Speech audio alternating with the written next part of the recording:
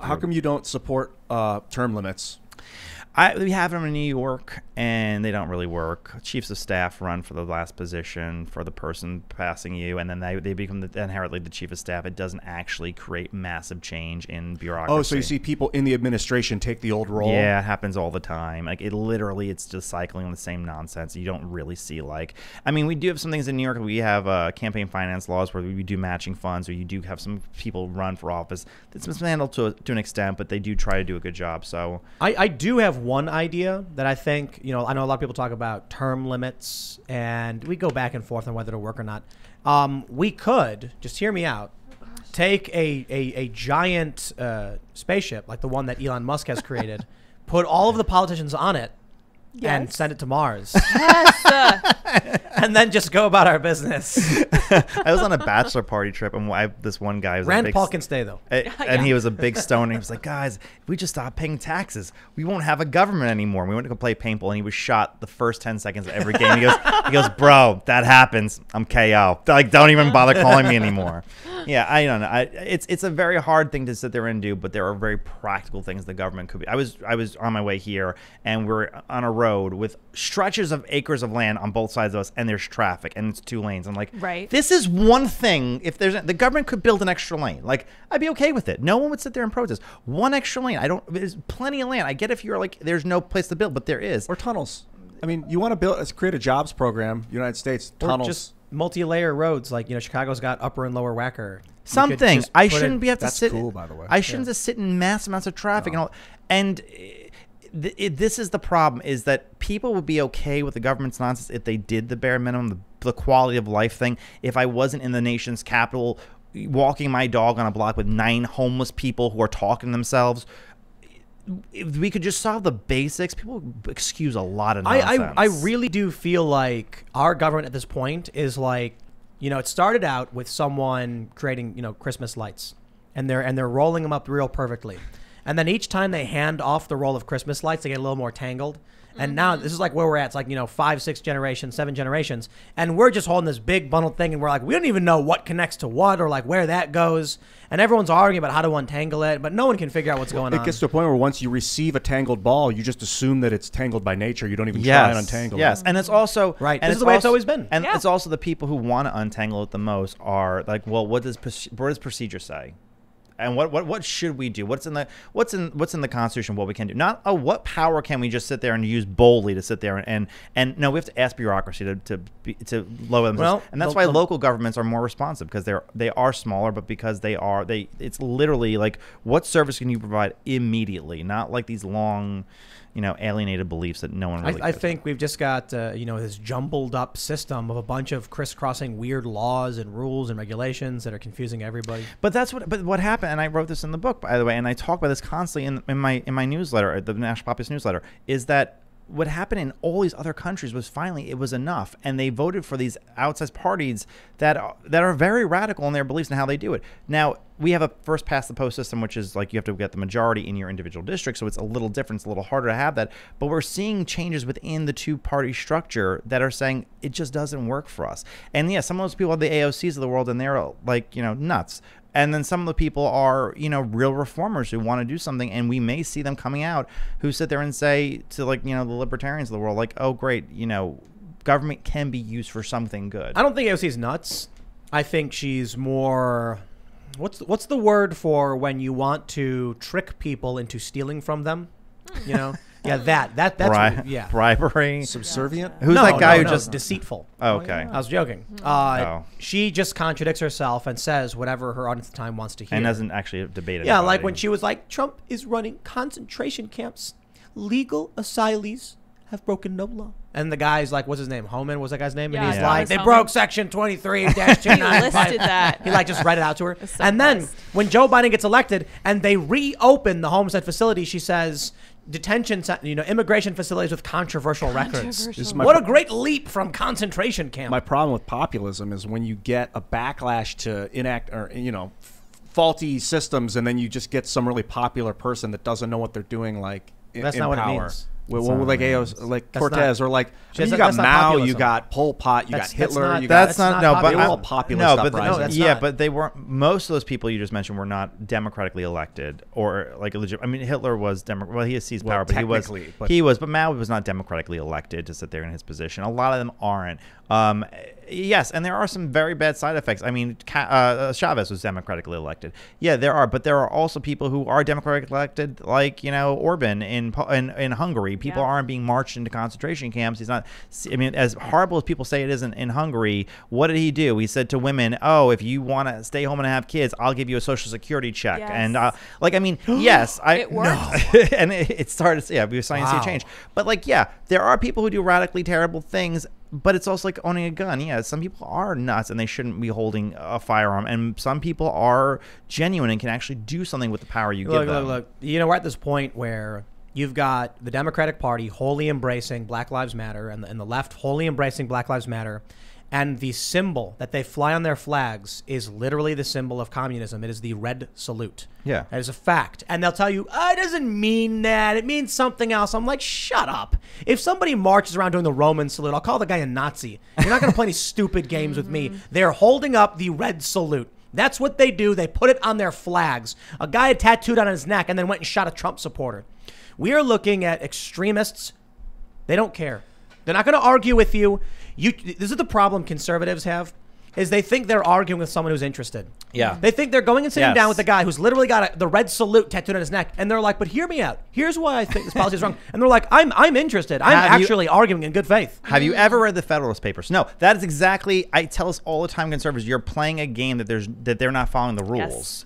Like you're literally playing chess, and there's no, we'll just move any pieces we want. Throw the thing over. I don't see populism functioning in the Democratic Party in that Bernie Sanders, I thought, was for sure going to be nominated and elected in 2016, and then that happened, and then 2020 again. But because of super delegates, this ridiculous like That's elitism. totalitarian decision-making process. Were they you a could big just Bernie buy- bro?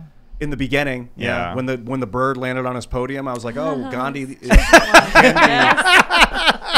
Love it. Then the Hillary email thing, it was just insanity. Yeah. Bernie bird. Yeah, no, it's that's where that came from. That bird, I just didn't know that. The came bird from, landed yeah, on his that- podium? Yeah, I remember, but He I was didn't, talking about I didn't make. peace. Yes, Yeah. Like, wow. that.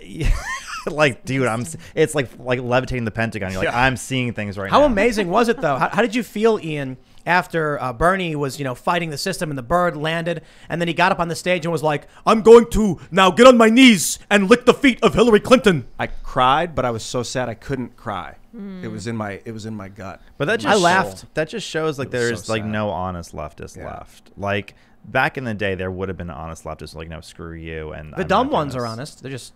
They don't They understand don't have what we're power talking about. though. Yeah, but like the fact that AOC is endorsing Biden, going along with it. I mean, if you were this big revolutionary, you don't do that. Like This, you know. this, Yeah. this is the big problem. There was this thing posted on Twitter by Shoe on Head I about. love Shoe on Head. She posted She's this funny. thing where it was like, the more I read, the more I scroll, and it was like the guy turning into Stalin or whatever. And it was a GitHub thing where it's like, let me show you in inches the wealth of Jeff Bezos or whatever.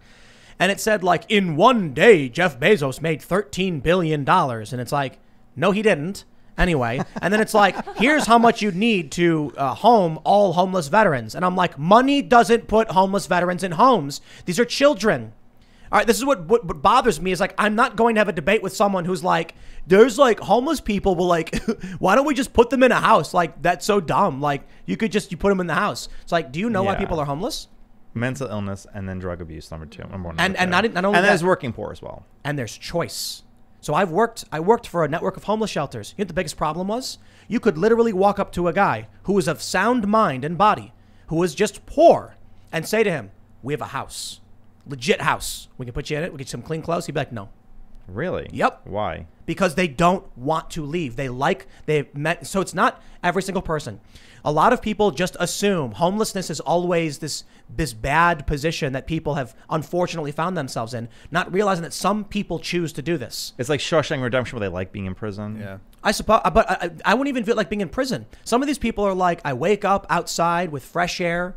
I can walk wherever I want. I can sleep wherever I want. I have nothing to worry about. I can do what I want. And so they end up sleeping and dragging around crap, and they smell bad, and it just creates homeless camps, and they like doing it. Well, Austin just banned their homeless camps last week. Like, I'm not saying every single homeless person No, does. of course you're not. Of course you're not. So there was so one of the things you deal with is that people refusing to go to the shelter, saying, I won't do it. I don't want to do it, and I'm going to stay here. So then you get Northern California actually saying they'll seize the assets of people who are homeless if they refuse to, like, engage in whatever. You have some people who are mentally unwell. Yeah. But think about this. Let's say you just said, you know what? Don't care what you think. Don't care what your abilities are. We're going to take you. We're going to put you in a house. Pipe bursts. Now you've got someone who's mentally unwell sitting in a room rocking back and forth as they're being sprayed with water, and the floors are soaking up, and who's there to help them? Who maintains the property? These people are children who don't understand there is a massive economic system at play that makes your houses function. That's why when you get this Black Lives Matter woman who's like, I'm going to buy 5 houses. It's not just about the 5 houses. It's about the groundskeeper. It's about the building manager. It's about somebody's got to be managing all the taxes on this. Someone's going to be managing the day-to-day expenses, the mail that's showing up. I'm sure she has a staff that's dealing with this to maintain all of these houses. Yeah. Or, as she said, her family is living in them. It's not just that a house just sits there and is full of money. And so what happens is you get people on Twitter with hundreds of thousands of followers posting something they absolutely do not understand it's unfortunately, it's midwits. Well, that's why Zoomers and millennials get their education from social media. They're almost as bad as boomers are with Facebook posts, but now on Instagram and Twitter, where it's just like literally a picture that is supposed to explain a large system, and that's why you get a lot of the beliefs on Black Lives Matter. To go back to where we first, a lot of it's like, oh, well, black people are 13% of the population, but they're this percentage of the. Well, what percentage of crime do they commit? What percentage of there's a lot more than what you're giving and what your education comes from memes, and that's a problem. Jeff Bezos makes about $1 million a year in benefits, and his salary is $83,000. He has stock. He can't just sell the stock. He has contractual agreements and obligations, and they say, like, when certain price points are reached, he's allowed to sell out a certain amount of his stock. So they say he made $13 billion in one day. No, the value of Amazon as a company went up $13 billion. But there is no circumstance in which Jeff Bezos could say, I'm going to liquidate all of my stock into cash right now for $185 billion. It's not possible. There's no circumstance in which he could probably even pull out $10 billion. It is in weird increments. It's small. It's imaginary. The funniest thing is how people who don't understand economics talk about economics. When they say things like, I remember when Shane Smith of Vice was a billionaire. And I'm like, oh, is he a billionaire? Why? Because he sold a percentage of Vice for, $300 million. So his hypothetical holdings of that company multiplied by the investment percentage creates a net worth of billions of dollars. Congratulations. That and $5 will get you a cup of coffee at Starbucks. People don't understand what wealth really means. They think that Bezos has all this money he can just throw around. They think Zuckerberg has all this money. They're rich. Don't get me wrong. Right. They own, Bezos has a mega yacht that costs like $500,000 because he is a billionaire. But when they come to you and they say, like, we should tax $185 billion of Bezos, it's like, he doesn't have that. But we should tax it anyway. How would he pay the taxes on that with a wealth tax? If you were charging him 1%, he's got to pay $1.8 billion. He doesn't have that in liquid assets. Then he should sell his stock. He's not legally allowed to. Well, we should force it. We should take it from him. Okay, so you're saying you want to liquidate Amazon and lay off tons of people and shut the company down because you don't like that this guy's rich, and then have no money and no resources to help anybody. It makes literally no sense. You want to reform the system? Fine. Do your research. Stop wasting my time because you're not arguing anything. But then you have to deal with the fact that these people, like Bernie Sanders, are in politics and are making policy. And then millennials are just sitting here complaining on the end. And they vote. This is a big problem. Who are the Zoomers? Zoomers are Generation Z, I think, born after 1997. So they're like in their 20s now. It's or like the teens. kids. Mm-hmm. Oh, okay. Yeah, it's like the kids who are like Generation they're either Z. incels or they're like they got it- no hair. Is it like because a they used feminist. Zoom a lot? Like- No, Z. I don't know. Zoomers. This is really- Like, instead this of is- boomers, Boomers. Zoomers. So Yeah. No, generation this Z. is really crazy. Zoomers are incels. Yeah, no joke. I'm not trying to be disparaging. They don't have sex a lot. No, Yeah, they there don't. was a story from the Washington Post showing that like more than a third up to like the age of 29 were virgins. So that doesn't include some I millennials. do know a significant amount of 20-year-old men who are virgins. Like I knew none when I was like a 23-year-old, or I knew like Yeah. a handful who were trying to get laid but just couldn't. Like $50 in Bangkok couldn't help them. But now I know a significant amount who are just choosing not to have sex. No, it's not even about choice. It's like they have no ambition. They have no ambition. Right. I went through a celibacy phase, and it was kind of by choice, but kind of Like 3 weeks like, long? Yeah, and it was like 5 years. But it was a lot of like hoping that I would meet someone, and I would spend like swipe right. I hope that this works out, but that's not how you find someone. No, you they're make not. it happen. You seize the moment when you find. They're them. not trying. Like they're not trying to meet somebody. Like they but have no. I think they don't know how. I don't know, but I'm like, let me help you. I'm one of my friends, I won't say his name, but he, great guy, but he was like, I'll make a dating app, and they're like, name an interesting thing about you, and he wrote, I love virtue. I'm like, are you joking me? No one's gonna swipe right. I'm like, So you do a great impression of like Apu on The Simpsons. I don't know, something don't do like this. You know, it's funny. Have you ever watched It's Always Sunny in Philadelphia? Yes, I love that When he show. puts on his dating profile, like he's like, what's your favorite food? He's like, milk steak. Yes. But here's the funny thing. In the show, it's like, what's milk steak? If you actually made a profile and said you loved milk steak, you'd get women being like, I love It's Always Sunny. Like, yes, something is nonsensical. something nonsensical. You got to put that. Don't put like your actual heart and emotion on like the sleeve. Like you'll get destroyed in life. It's like Twitter. Like it's a vultures. Tinder and all these apps are really, really awful. I never had a dating app, and I wish like I didn't. So I never experienced like what that's like. But and it must be horrible to just try to make like general conversation. But if you can't make conversation in real Just swipe life, right on everybody. how the hell can you make conversation on just an app? Or I don't know. Some people are really good at it, and some people, definitely. Well, I don't know what the exact reason for it, but Washington Post ran the story where they showed that this was a couple of years ago. Men 29 and under were substantially more likely to be virgins, like 33 or more percent. And we talked about this quite a bit. I think it's dating apps because it opens up the dating pool for younger women to older men that didn't used to exist, right? A 35-year-old guy had very little access to 22-year-old women. He'd have to go and lurk around colleges. It was kind of weird. Now it's just on the app, boom, there, boom. And you got porn. It could also be porn's a big deal, And, but like- it could also be like you have a fear of being accused of being dated, right? sure. Yeah. I'm sure that's part and of like it. Zoloft, like different drugs that diminish sex drive. But porn, there's a huge number of like 20-year-olds who have dysfunction down there. They can't get it up or whatever. Like What? Yeah, Yeah, because because the of porn. porn. Yes, the porn. Oh. Yeah, 100%. because a lot of porn. Thanks for checking out this clip from the Timcast IRL podcast.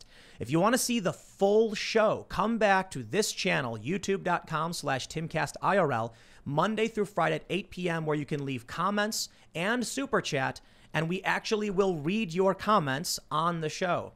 Don't forget to like, share, subscribe, and if you want exclusive members-only content, segments you can't get anywhere else, go to timcast.com, become a member, and we even have full bonus episodes. Thanks for hanging out, and we'll see you all next time.